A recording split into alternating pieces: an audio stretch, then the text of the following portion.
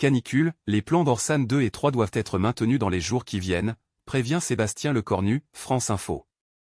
Canicule, les plans d'Orsan 2 et 3 doivent être maintenus dans les jours qui viennent, prévient Sébastien Lecornu. L'objectif est de laisser la capacité aux différents hôpitaux de maintenir les plans blancs, l'ensemble des scénarios de déprogrammation, a déclaré le Premier ministre, lundi, en préambule d'une nouvelle réunion de la cellule interministérielle de crise.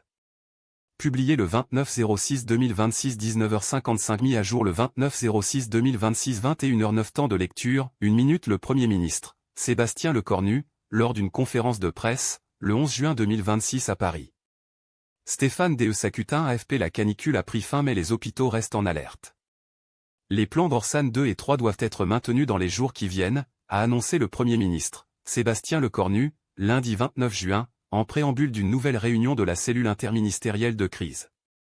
Objectif, laisser la capacité aux différents hôpitaux de maintenir les plans blancs, l'ensemble des scénarios de déprogrammation, les rappels de personnel soignant, a notamment déclaré le chef du gouvernement. Le point qui concentre l'attention de l'exécutif concerne les personnes mortes dans leur logement. Le nombre de victimes à domicile est bien plus important que lors des épisodes précédents, a prévenu Sébastien Lecornu, insistant sur la surmortalité à domicile. Quand les forces de secours arrivent, malheureusement, les personnes sont déjà décédées, a-t-il poursuivi. À l'inverse, les EHPAD ont tenu, a-t-il remarqué, soulignant que beaucoup d'argent avait été investi ces dernières années, avec notamment le Ségur du médico-social. Sujet suivant. Reportage. C'est triste et vraiment dramatique, dans les Yvelines, une jeune adolescente est morte de chaleur, France Info. Reportage. C'est triste et vraiment dramatique, dans les Yvelines, une jeune adolescente est morte de chaleur. La victime était hospitalisée à domicile dans une résidence de Fontenay-le-Fleury. Publié le 29/06/2026 19h42. Temps de lecture, 2 minutes. Une jeune habitante de 12 ans, gravement malade, est morte à cause de la canicule à Fontenay-le-Fleury. Virginie Weber Max PPP. Elle fait partie des nombreuses victimes de la canicule. Une fille de 12 ans est décédée vendredi 26 juin. Elle était hospitalisée à domicile pour des troubles neurodégénératifs, mais c'est bien la chaleur qui est à l'origine de sa mort, d'après les pompiers. Cela s'est passé dans une résidence de la ville de Fontenay-le-Fleury, dans les Yvelines. Son frère de 15 ans a également souffert d'hyperthermie mais il a pu être sauvé par l'intervention des secours. France Info s'est rendu devant cette résidence où les habitants sont sous le choc. Ils ont encore du mal à réaliser qu'à quelques mètres de chez eux, une enfant est morte de chaud dans son appartement. C'est incroyable. Je ne sais pas, je n'arrive même pas à trouver des mots parce que franchement, ça me fait des frissons, témoigne Cyranuche qui habite le même immeuble que la jeune victime. Le bâtiment, qui date des années 60, est exposé en partie au sud. Sur la façade, on voit de nombreuses baies vitrées, pour certaines sans volet ni store.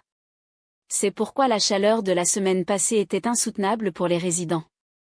Dans nos appartements, même hier dimanche à 20h, il faisait 35 à 36 C, reprend Cyranuche. On a commencé à ouvrir les fenêtres, mais la chaleur reste coincée dans l'appartement et on ne peut rien faire. Il n'y a effectivement pas d'air, ni d'ombre. Et le jour du décès de la jeune adolescente de 12 ans, au pic de l'épisode de canicule, Cyranuche raconte qu'elle a elle aussi frôlé la mort. Dans l'appartement, comme il faisait chaud, je ne me suis pas rendu compte que j'étais déshydratée. Et tout d'un coup, je me sentais très, très mal. J'avais des vertiges très, très forts. Je n'arrivais pas à me tenir debout. Voilà, j'ai failli mourir. Elle a été sauvée par son mari qui l'a forcée à boire de l'eau. Dans cette résidence, les récits similaires sont légion. L'appartement de Nathalie est situé au même étage que celui de la victime et est exposé au soleil toute la journée. Par exemple, je crois que c'était jeudi, j'ai mesuré 38 C dans ma cuisine, témoigne-t-elle. Fatigue, nausées, j'ai même eu des troubles digestifs, des maux de tête et une fatigue vraiment épuisante. 3 jours après la mort de sa jeune voisine, alors que la chaleur s'estompe lundi, il demeure chez Nathalie comme un sentiment de culpabilité.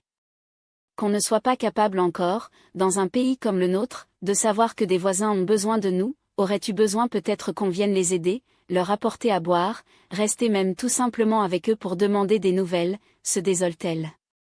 C'est vrai que là, je pense qu'on était tous tellement abattus que ça devient compliqué, même les échanges et tout ça. C'est vraiment dramatique, c'est triste. Pour éviter un autre drame, il va falloir à l'avenir rénover la résidence, faire des travaux d'isolation et même, selon Nathalie, s'équiper rapidement d'une climatisation. Sujet suivant. Que sait-on du risque d'un retour des fortes chaleurs, voire d'une canicule, pour les prochaines semaines? France Info. Que sait-on du risque d'un retour des fortes chaleurs, voire d'une canicule, pour les prochaines semaines? Météo France confirme qu'un scénario de forte chaleur semble probable notamment pour la semaine du 6 au 13 juillet, mais appelle à la prudence concernant l'intensité du phénomène. Publié le 29/06/2026 10h48, mis à jour le 29/06/2026 12h04. Temps de lecture, 2 minutes. Une femme tente de se rafraîchir avec un éventail dans un bus à Grenoble-Isère pendant une canicule, le 26 juin 2026. Benoît Pavan en Lucas AFP. La France respire à nouveau, après la fin progressive d'un épisode caniculaire historique. Mais la page est-elle vraiment tournée? Le Premier ministre Sébastien Lecornu a d'ores et déjà convoqué, lundi 29 juin, une nouvelle cellule interministérielle de crise pour anticiper les prochaines vagues de chaleur. Une initiative qui rappelle que, la semaine dernière, la ministre de la Transition écologique Monique Barbu avait évoqué sur France Inter de fortes probabilités d'un retour des chaleurs extrêmes la semaine du 6 juillet jusqu'au 14 juillet. Depuis, Météo France a nuancé cette prévision et le gouvernement a tempéré, en évoquant un scénario parmi d'autres, mais de nombreux Français vivent dans la crainte d'un retour des nuits moites et des journées suffocantes. Et, sur les réseaux sociaux, rien n'est fait pour les rassurer, puisque de nombreuses personnes relaient des prévisions laissant craindre le pire. Les portes de l'enfer restent grandes ouvertes pour l'Europe, annonce ainsi sur X un internaute basé en Turquie, nommé Géo Alban, et qui se présente comme chercheur. Il décrit l'arrivée sur le continent d'un nouveau dôme de chaleur entre le 7 et le 10 juillet, en évoquant les données du Centre européen pour les prévisions météorologiques à moyen terme. Il agite le spectre de nouveaux pics de température atteignant 43 à 45 C en France, avec un centre névralgique situé dans le sud-ouest. Avec davantage de mesures, des comptes français spécialisés évoquent aussi le risque d'un nouvel épisode. C'est avec résignation que je dois vous prévenir qu'une nouvelle vague de chaleur semble plausible d'ici une dizaine de jours, écrivait dimanche le compte X Météo Village. Les données semblent indiquer que le retour des fortes chaleurs 30 C devrait se généraliser et que celui des très fortes chaleurs 35 C pourrait se faire sur la moitié sud et les régions habituelles pourtour méditerranéen, vallée du Rhône, sud-ouest. Poursuit-il, avant de donner un petit espoir, aucun signal n'indique un retour franc de chaleurs extrêmes 40 C pour le moment. Un anticyclone pourrait s'installer la semaine prochaine entre la France et les îles britanniques, privant la France de perturbations, ce qui fragiliserait un peu plus le secteur agricole. Les températures devraient à nouveau augmenter avec le retour d'une chaleur généralisée sur l'ensemble du territoire, grâce à un flux de sud et au retour d'une masse d'air subsaharienne, confirme également la chaîne météo. Mais le compte Météo Village s'inquiète surtout pour la suite de l'été. Depuis plusieurs semaines pratiquement, nous recevons des signaux d'un fort risque de conditions propices à une nouvelle vague de chaleur robuste fin juillet, selon lui. Météo France a donné, dimanche, une lecture plus prudente de la situation. Pour la semaine du 6 au 13 juillet, le scénario de forte chaleur sur le pays devient plus probable. L'intensité précise de ces fortes chaleurs reste à ce stade incertaine, tempère l'organisme de prévision. Sur son site, Météo France annonce des températures allant jusqu'à 35 ou 36 C pour la période du 7 au 10 juillet. Au-delà, la configuration météorologique sur l'Europe est favorable à la poursuite de conditions anticycloniques. Les modèles persistent sur une anomalie chaude concernant l'ensemble du pays. Cependant, il reste difficile à cet horizon de prévision d'être plus précis sur l'intensité des fortes chaleurs. Météo France dans un point de situation autrement dit, au moment où les débats politiques se font vifs sur le niveau de préparation du pays à ces phénomènes, et que les premiers bilans remontent concernant la surmortalité liée à la canicule qui s'achève, les prévisions s'accordent sur le retour d'une vague de chaleur pour les prochaines semaines, sans être capable d'en déterminer l'ampleur. Sujet suivant. Des jumelles d'un an retrouvées mortes de déshydratation, à Beuvrages, près de Valenciennes, France Info. Des jumelles d'un an retrouvées mortes de déshydratation, à Beuvrages, près de Valenciennes. Les parents ont appelé, lundi, vers 13h, les secours, suite à la découverte de leur fille, jumelle de 15 mois, inanimée dans leurs lits respectifs, a annoncé le parquet dans un communiqué.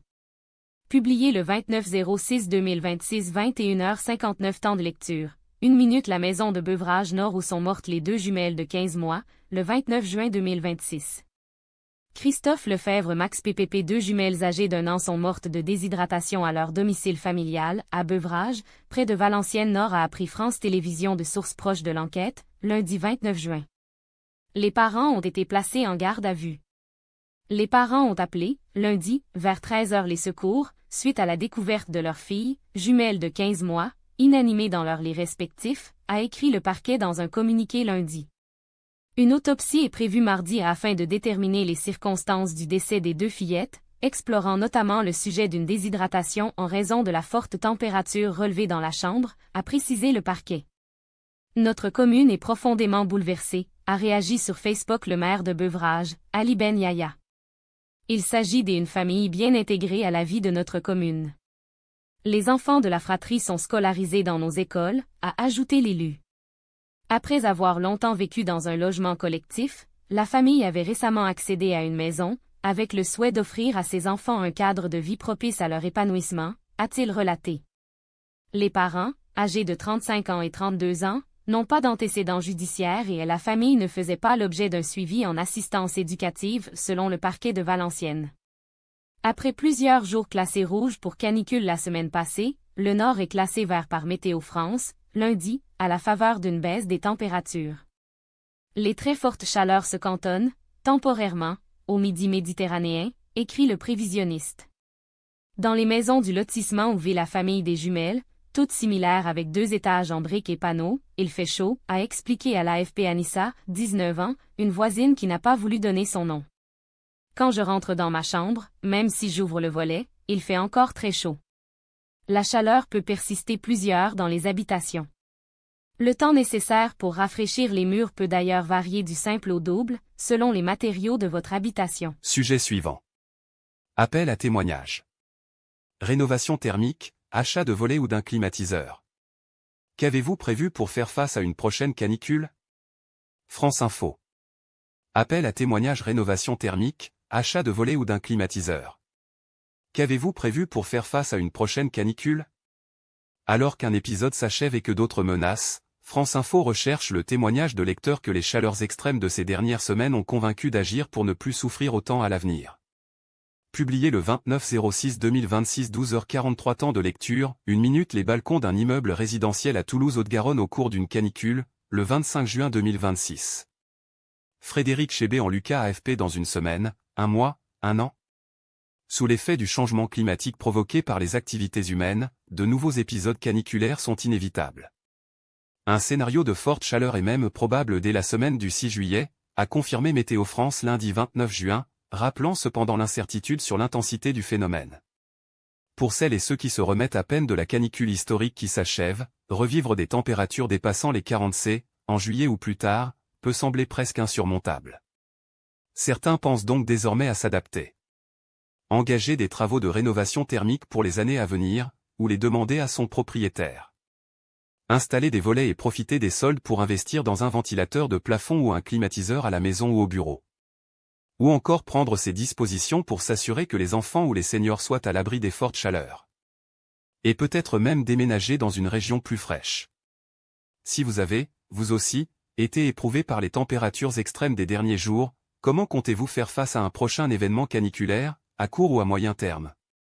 Racontez-nous comment vous entreprenez d'aménager votre lieu de vie ou votre emploi du temps, afin de ne pas trop subir la prochaine vague de chaleur, quelle que soit son intensité ou sa durée, et les canicules des prochains étés. Pour cela, vous pouvez partager votre expérience dans l'appel à témoignages qui suit. N'oubliez pas de laisser vos coordonnées, l'un de nos journalistes pourra vous recontacter pour un article. Votre témoignage pourra être anonymisé.